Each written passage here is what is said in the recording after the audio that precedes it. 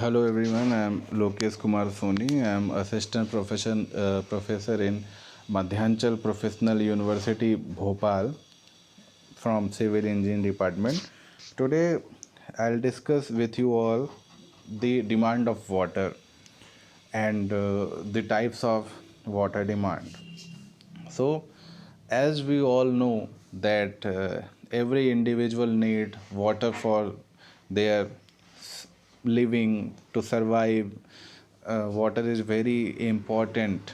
So, uh, there are some demand when we consume something, we demand something. So that is also uh, is a very important demand of water.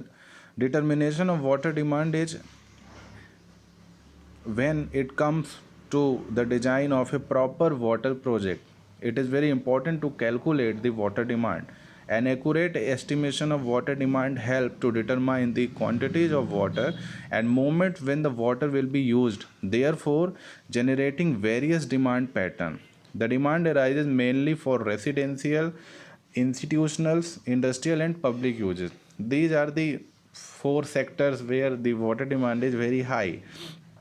The different type of water demand and their variations are domestic water demand, industrial water demand, institutional water demand, and commercial water demand, demand for public, fire demand, waste and thefts. These are the six very important types of water demand. So the number one is domestic water demand. In domestic water demand, it comes with drinking of water, water for cooking, water for gardening, planting, water for washing our clothes, our bike, our vehicle, and sanitations, of course. Sanitations consumes a lot of water. So domestic water demand comes with this category. As per Indian standard, 135 liter per capita per day is the demand of water by an individual in India, of course. The domestic water demands account for 55 to 60% of the total water consumption. In 100% of water consumption, only domestic water demand takes 55 to 60%. That is very high. We all know why this percentage is high, because we consume water a lot. There are the need of water. Then the second category is industrial water demand. Many industry, almost every industry needs water. If the water is not used in the production of the industry, whatever they are making, but the people working there needs water to drink, to use in different ways. So industrial water demand is also there, and it is in Indian condition generally is that is 50 liter per capita per day. The third one is institutional and commercial water demand. That is also very important. In institutionals, it comes with college, schools, coaching centers, big centers, and commercial is shopping malls, cinema halls, marketplaces, and hospitals. Of course, they need a lot of water.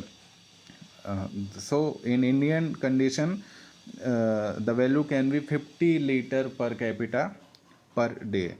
Like we use water in a school, we drink water in sanitation, we use in shopping malls, we need water in marketplaces, we need water.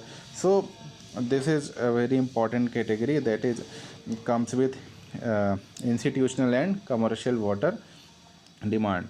The fourth one is public and civil uses. Public and civil uses may be between 10 liter per capita per day.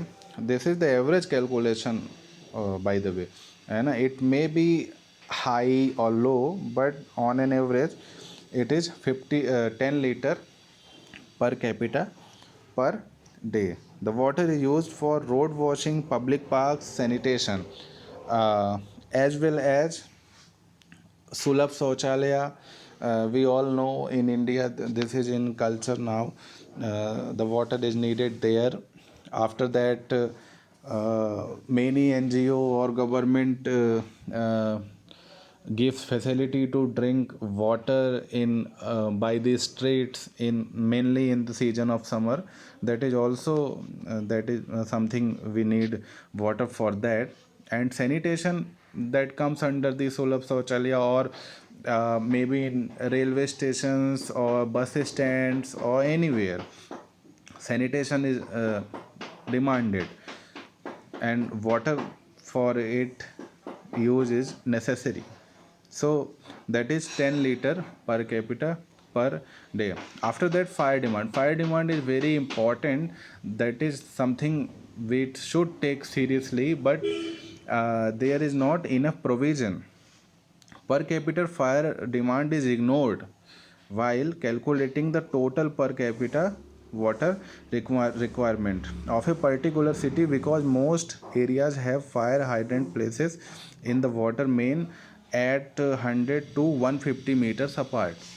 The fire demand is generally taken as 1 liter per capita per day. That is very, very low. You cannot control the fire by using 1 liter water per capita per day. That is very low. So we have to think about it. We can save lives, but if we don't have enough water, that will be very painful and suffering.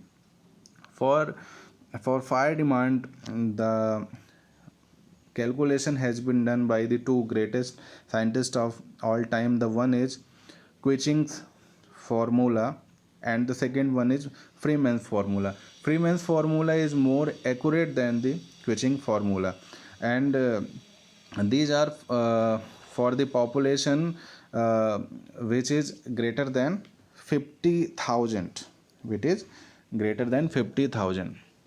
So we have to think about it, and there should be a provision for more water storage for fire demand. And then the last type is waste and theft. We can see daily in our locality the leakage of pipe, which is very bad. We can lose a lot of water by leakage of pipes. The consumption accounts for 55 liter per capita per day. This is on average. It is, I am sure it is more than 55 liter per capita per day, but in average that is 55 liter per capita per day. Even the water workers are managed with high proficiency. A loss of 15% of the total water consumption is expected. That is very high. We have to control it. It is also our responsibility. When we see these kind of leakage of water or leakage of pipe, we should immediately inform our government governing our body that there is something wrong with the pipe that is leaking, so that they can prevent the leakage of pipe, you know. So we are being a responsible citizen. It is our responsibility first. If we can control it, that is good. If we cannot, we should inform the municipality or the governing body to take care of it. We should not pass by seeing that, oh, water is leaking and we are on our way. So it is our responsibility, as well as the government should also take care of it.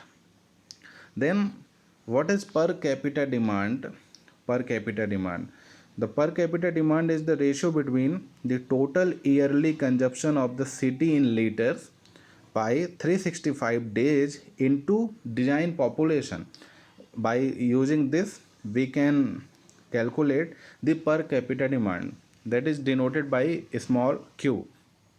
The factors depending upon the per capita demand is water supply system, cost of water, climatic condition, size of the city, quality of water supply, pressure in the water distribution system, metering policy and charging method, industrial and commercial activities, development of sewerage facilities. These are the important factors. In next lecture, we will discuss about this in detail. Thank you for listening and watching. Thank you all.